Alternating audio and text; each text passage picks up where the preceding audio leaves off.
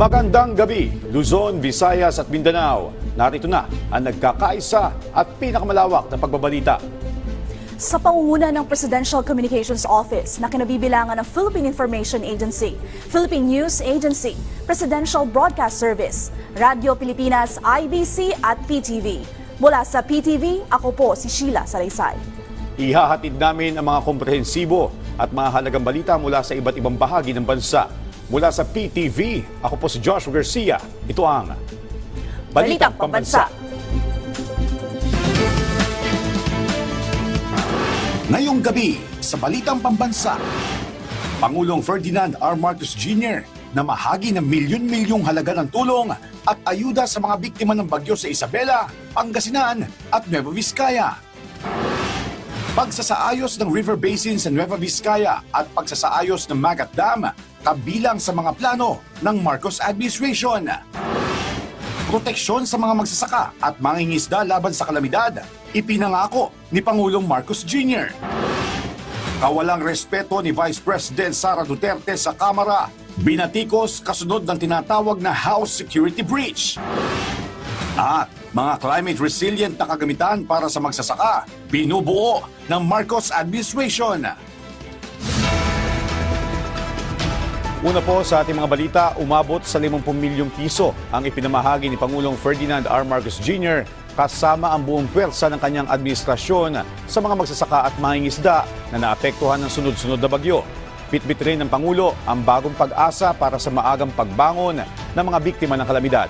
Ang detalye sa Balitang Pambansa ni Benji Durango ng PTV Manila. Nasa dapit hapon na ng buhay si Tatay Danny ng Binmalay, Pangasinan. Sa edad ng 70, kinatandaan niya ang pangingisda sa kanilang ilog. Nitong nakaraang 6 na bagyo, umapaw ang tubig sa ilog, nakawala ang alaga niyang isdang samaral.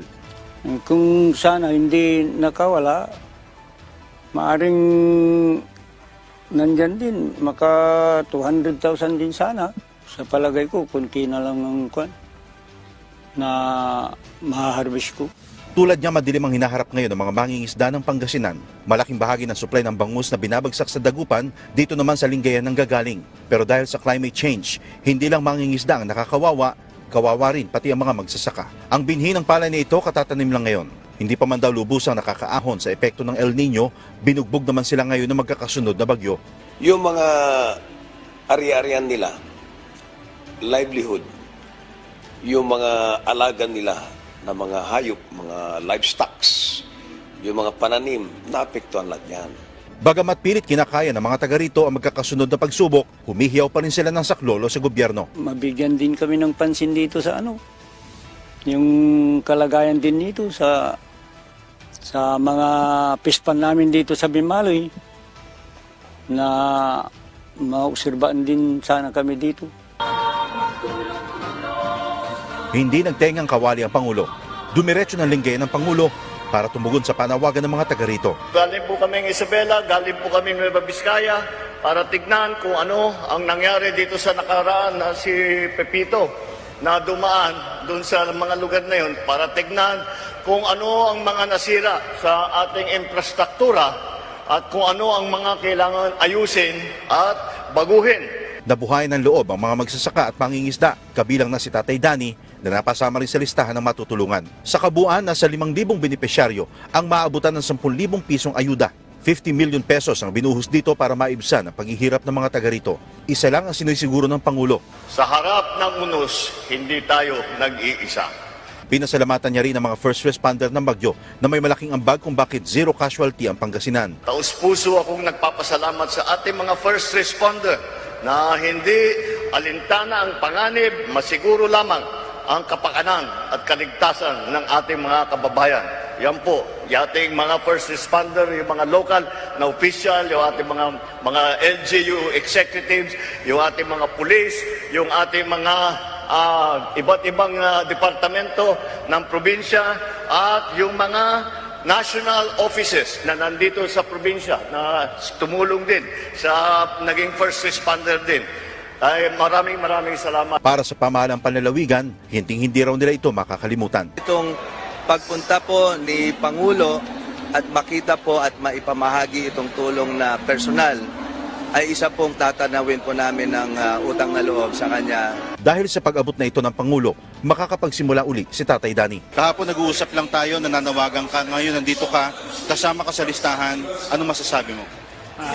Malaking pasasalamat ko sa natatanggap ko ngayon na ayuda. Kahit papano, maiibsan ang nararamdamang hapdi. Sa mahal na Presidente, maraming salamat.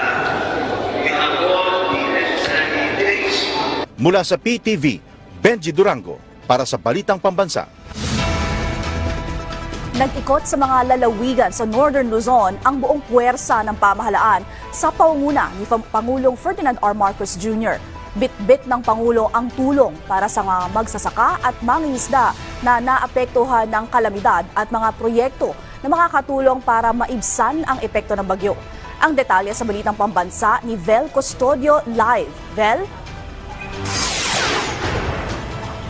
Sheila, bumisita si Pangulong Ferdinand R. Marcos Jr. dito sa Ilagan, Isabela para sa distribution of presidential assistance to farmers, fisher folks, and families. Kasunod ito ng sunod-sunod na bagyo na bumayo sa lalawigan.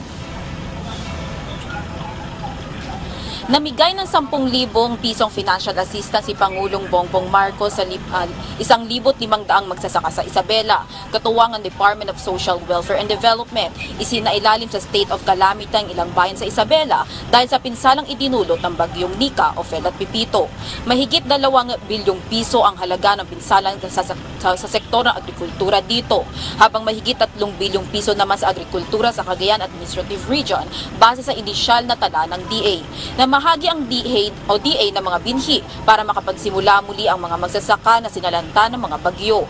Nakaposisyon na ang mga binhi para sa pangunahing agricultural products sa Isabela, kabilang ang palay at corn. Ayon pa sa Pangulo, pinag-aaralan na ang mga master plan para sa major river basin sa bansa, kabilang ang Cagayan River. Sinisimulan na rin ang pagsasaayos ng Magat Dam at pagpapatayo ng mga flood control structures, kagaya ng Tumawini River Multipurpose Project.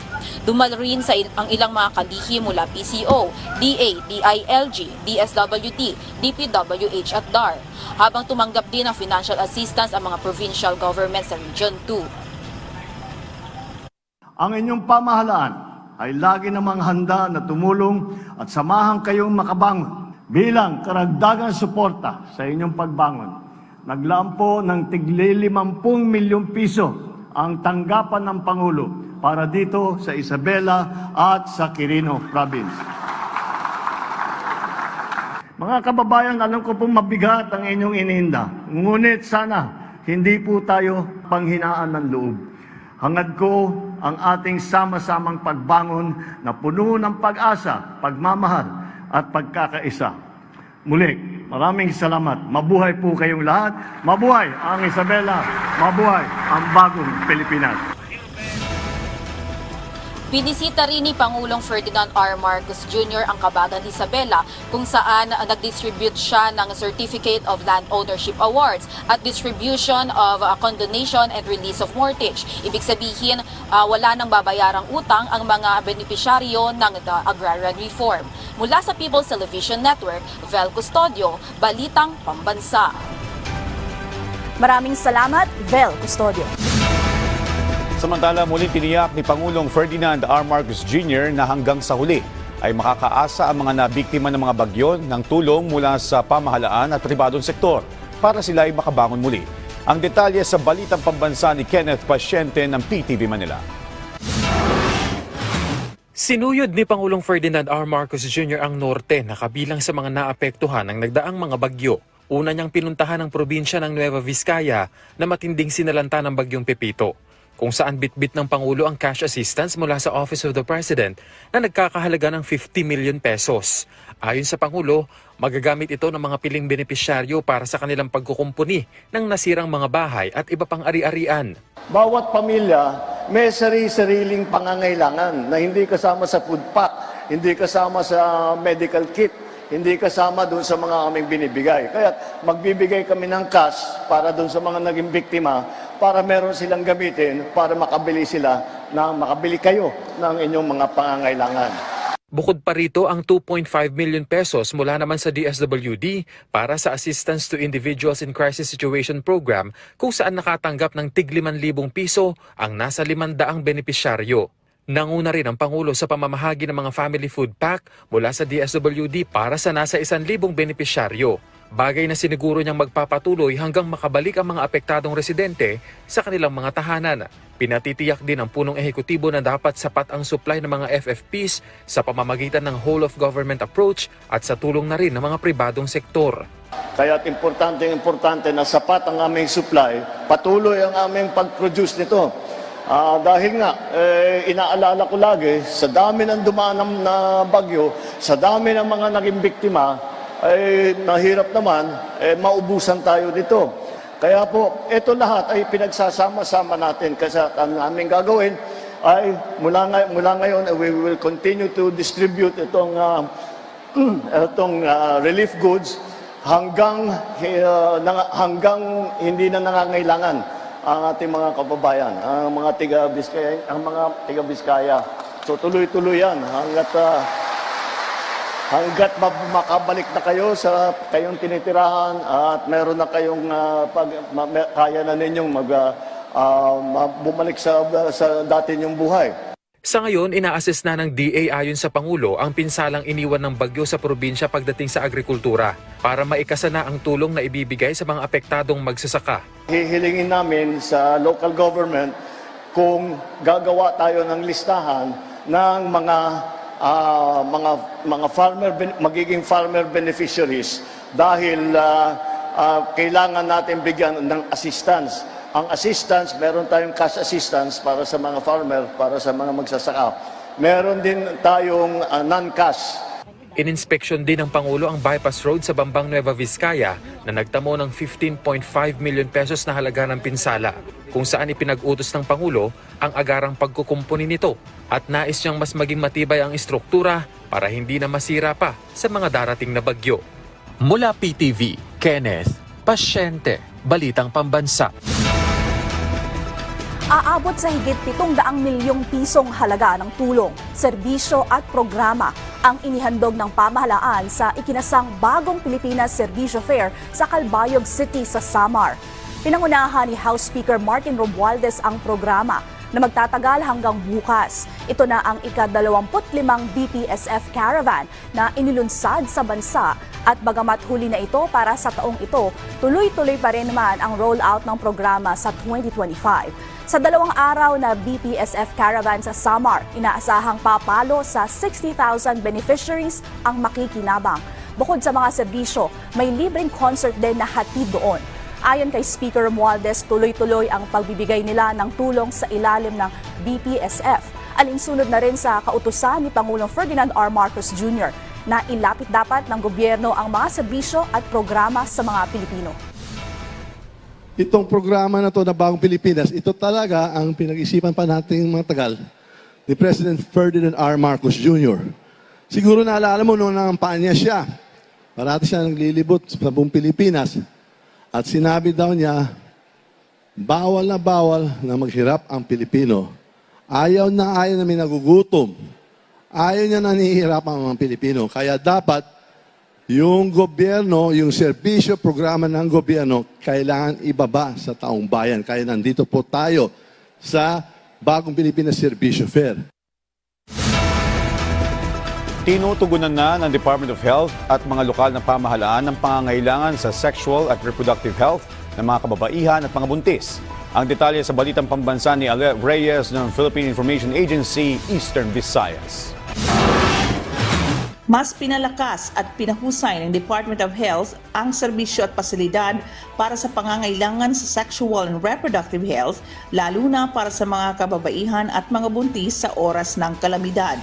Ayon kay Hermart Severino, Program Manager ng Family Planning at Adolescent Health ng DOH Region 8, isinailalim sa maigting na pagsasanay ang mga local health workers at inikayat na maging handa sa pagbibigay ng minimum initial service package for sexual and reproductive health upang matugunan ang mga pangangailangan sa sexual at reproduktibong kalusugan ng mga apektadong populasyon. During the emergency times ay hindi mawawala yung mga normal services natin. So that is why our foundations ay dapat complete, and we have a good foundation. We have a good foundation that during emergency ay hindi siya mawawala. Isa rin sa mga inisyatibo ng DOH ang Women's Health on Wheels na ginagamit sa tuwing may bagyo upang matugunan ang pangangailangan ng mga kababaihan, lalo na ang mga manganganak oras na may bagyo o anumang kalamidad. Kasama rin sa serbisyong ibinibigay ang paghahatid ng mga family planning commodities sa mga LGUs. We ensure that the Department of Health, together with its partner, the regional implementation team, ensures that establish po ang ating mga networks, service delivery networks, wherein we can refer all the services, especially for maternal health, adolescent health, and family planning, na yung mga servisyo natin ay hindi ma-stop during emergencies. Ang pangangailangan para sa mga kontraseptibo ay hindi humihinto sa panahon ng emergency, kundi mas lalo pang tumataas. Ito ay may mahalagang papel sa pag-iwas sa hindi inaasahang pagbubuntis, pagbawas sa maternal at infant mortality, at pagkalat ng mga infeksyon sexual. Mula sa Philippine Information Agency, Eastern Visayas, Alet Reyes, Balitang Pambansa. Nagbabala ang Securities and Exchange Commission sa Cebu kaugnay sa mga investment scam, kasabay ng pagdiriwang ng Investor Protection Week. Ang detalye sa Balitang Pambansa ni Angeli Tahapa ng Radyo Pilipinas. Pinag-iingat ng Securities and Exchange Commission Cebu Extension Office ang publiko kaugnay sa mga investment scam. Sa pagdiriwang ng Investor Protection Week ngayong linggo, nagsagawa ng information drive ang SEC Cebu upang ipaalam sa publiko ang tungkol sa mga investment scam, mga red flag na dapat bantayan kapag mag-i-invest ng pera at mga panganib na dala nito. Halos 500 mga estudyante mula sa 2 universidad dito sa Cebu City ang nakilahok sa isinagawang talakayan kaugnay sa financial fitness at pag-identify ng mga investment scam. May paliwanag si SEC Cebu Council Attorney Sam Nazario kung paano ang pinakamadaling paraan sa pagtukoy ng scam. First is, if it's too good to be true. You know, when they invite you and tell you that if you invest 1,000 and then after 3 days or 4 days, you're gonna get like 30% of your investment, then that is a red flag. Second is for the lending companies. Diba? It's usually in our mind that if we apply for loan, there is a deduction. But they call it as advance fee loan for the scammers. This is where they will ask you for the advance fee loan for processing, for bank processing, for the documentary stamp and all. Once they will ask you to cash out, instead na cash in mo, kay mo loan mo, once they will ask you to cash out, then that's a second red flag too. Ayon naman kay SAC Cebu Extension Office Director Attorney Shira Lupango Tamayo, ngayong taon 2 advisory na ang kanilang naipalabas kaugnay sa mga kumpanya at individual na nagsosolicit ng investment at nag-aalok ng loan gamit ang peking SEC registration. Payo nito sa publiko na maging wais at huwag magpaloko sa mga mag-aalok ng scam. Bukas anya ang kanilang tanggapan sa lahat ng nais magtanong kaugnay sa legitimacy ng inaalok na investment. Mula sa Radyo Pilipinas Cebu, Angeli Tahapal para sa Balitang Pambansa. Susunod sa Balitang Pambansa, mga industriya sa Caraga Region mas pinalawig pa ang kaalaman kaugnay sa Tatak Pinoy Act. At Christmas Village sa Laguna, binuksan na upang magbigay ng pag-asa at saya ngayong Pasko. Lahat ng yan sa pagbabalik ng Balitang Pambansa. Ako di ay si Mrs. Edwina Kulubong, nagpuyo sa Barangay Lutay, Malungon, Sarangani Province. Isa sa mga Agrarian Reform Beneficiaries. 1982, ma'am, nagsugod mi og panguma bilang usa ka tenant. O sa dihang nagpadayon na mi og panguma ni abot ang Agrarian Reform, murag dili unta gid ni musugot. Tungod kay hadlok ni ma'am within 30 years prisuhon. Imbis nga matigulang nami mag-agwantan hinon mi sa prisuhan tungod kay ngano daw nga nag-assume mi og usa ka luna sa yuta nga wala man lang mi kabayad. Ang area namo ma'am is 2.7 hectares. Amo na siya ang natanuman og lubi og nakuprasan na namo sa pagkakaron. Ang among gibati ma'am nga ihatag na ni President Bongbong Marcos sa amo ang luna sa yuta Dako kayo mo pagpasalamat tungod kay kung dili patungod sa iyang paghatag niya ng yuta, ma'am, dili gid mi taon makabayad. Muna nga among gipasalamatan si President Marcos nga naabot sa iyang una nga iyang ihipang hatag sa mga taong kabus. Amo gid nang gipasalamatan sa iya. Dako pud kaayo ang among pagpasalamat kang Secretary Estrella III nga isa-usab siya nga naning kamot nga matabangan in taon ang mga kabus nga mahatag sa amoa ang luna sa yuta. Kini nga maong yuta nga among naangkon, ma'am, sa agrarian reform, amo ni siyang atimanon kay para nga masunod pa kini sa among mga anak kumaabot.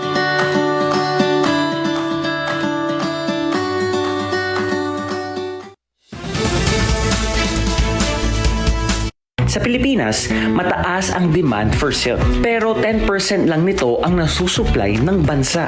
Isa sa mga goal ng DOST-PTRI ang mas mapalaki ang production ng silk sa bansa.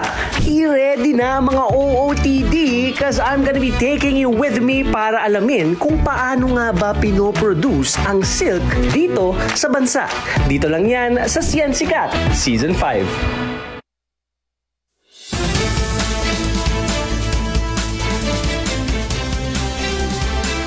Pinatikos ng ilang mambabatas ang ginawang pananatili ng magdamag ni Vice President Sara Duterte sa Kamara para samahan ang kanyang Chief of Staff na si Attorney Zulica Lopez.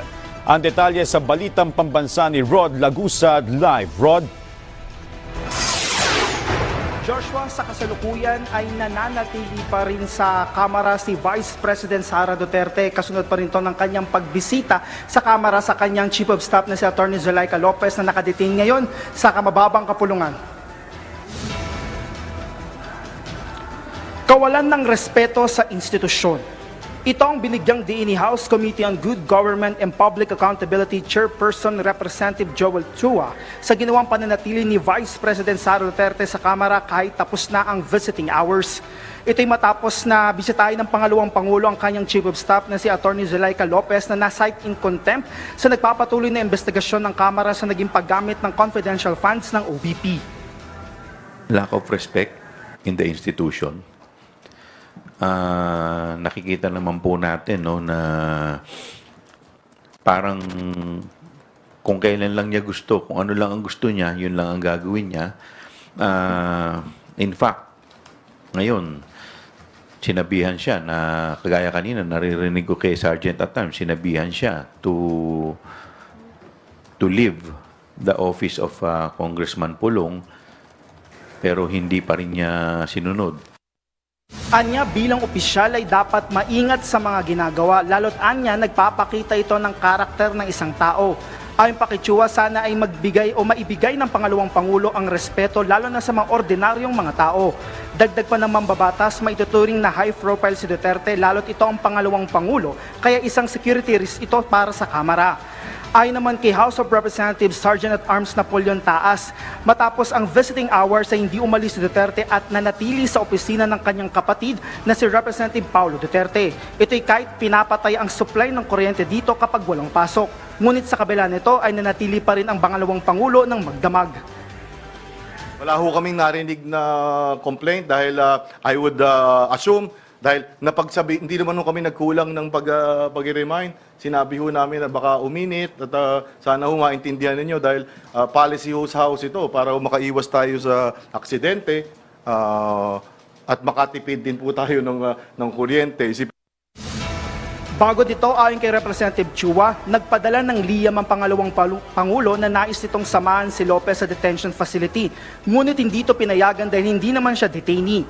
Kasama sa naging rason ni Duterte ang humanitarian reason gaya na nararanasang chronic back pain na nagre-resulta sa migraine ni Lopez, takot ni Lopez sa kanyang kaligtasan, emotional stress at request ni Lopez na masamahan mismo siya ng pangalawang Pangulo para magka-peace of mind at makapahinga. Ayon kay Chua, ang pagbibigay ng pribileyo sa pangalawang Pangulo ay nagpapakita na may pinapaboran nito. Bukod dito, sumulat din si Representative Duterte na humiling na mailipat si Lopez sa kanyang opisina, pero hindi rin ito pinayagan ng komite. Sa tanong kung paano kung mananatili pa ang pangalawang Pangulo sa Kamara, ayon sa Sergeant of Arms ay patuloy silang makikiusap. Anya wala namang penalty clause pagdating sa kanilang security guidelines. Ang tingin naman mo namin, hindi nakakailangan yung ano na yun, na nakamakarating pa tayo dun sa magkapataw pa tayo ng parusa. Dahil lang sabi ko nga, hospitable tayo, ang kailangan lang is magpaalam at tayo naman na yung mag-uusap. At malamang, mas madalas nga yung pinapayagan natin kaysa yung hindi. Nababahala naman ng liderato ng Kamara sa naging paglabag ng pangalawang Pangulo. Kanilang binigyang diin na may sariling patakaran ng Kamara at hindi ito lugar para abusuhin ng sinuman. Samantala, sa bahagi naman ni Representative Chua ay hindi pamumulitika ang kanilang ginagawang pagdinig. Ito po ginagawa namin, trabaho lang po namin to eh. At meron pong ni-refer po sa ating committee. Ito po inaksyonan po natin. At ang pinag-uusapan po natin dito ay pera po ng bayan. So wala naman po kung nakikita dito na politika. Ang nakikita ko po dito ay may pera pong nawawala, may mga questionable po na transaksyon.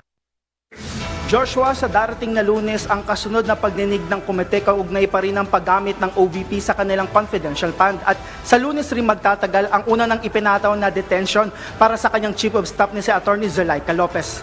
Joshua. Salamat, Rod Lagusan. Umabot na sa halos 70% ang naitalang pagtaas ng meningococcal disease na may variant na serogroup B sa bansa nitong mga nakaraang taon. Yan ang balitang pambansa ni JM Pineda mula IBC. Halos 70% ang itinaas na mga kaso ng meningococcal disease na may variant na serogroup B sa Pilipinas nitong mga nakarang taon. Isang uri ito ng impeksyon sa dugo na mula sa bakterya na tinatawag na Neisseria. Gaya ng COVID-19, madali rin itong makakahawa lalo na kung makakasalamuha mo ang may ganitong sakit. Karaniwan na sintomas nito ay mga maliliit na rashes o pantal na lumalaki at nagiging kulay ube. Kasama rin dyan ang lagnat, pagsusuka at pananakit ng kalamnan. Mga bata ang madalas na tamaan nito kung saan 50% o isa sa kada dalawang nagkakaroon nito ay namamatay. Ikinakaalarma yan ng mga health experts sa Pilipinas kaya paalala nila kapag may ganitong sintomas kumonsulta agad sa eksperto. Dagdag pa nila ang maagap na pagpapabakuna kontra sa mga ganitong sakit. But because we know that there are many infectious diseases that continue to circulate and science has gotten to the point where protection can be something that is accessible, then our goal is really just to inform parents that there's something like this that you can access for your family's protection. And then that decision making of when, where, how to access that particular formulation can be done with their healthcare professional. Binigyang din rin nila ang kahalagaan ng mga bakuna na makakatulong sa pagpapabawas ng bilang ng mga tinamaan ng mga infectious diseases. Hindi mo pa alam, sabi ko, hindi naman ikaw lang ang makikinabang sa bakuna. Kaya ka nagpapabakuna para hindi mo rin matransmit yung sakit na maaring dala mo sa iba. Mari ikaw hindi ka nagkakasakit, right? Kasi immune ka or kasi meron ka ng depensa. Pero yung hahawaan mo, yun ang magkakasakit.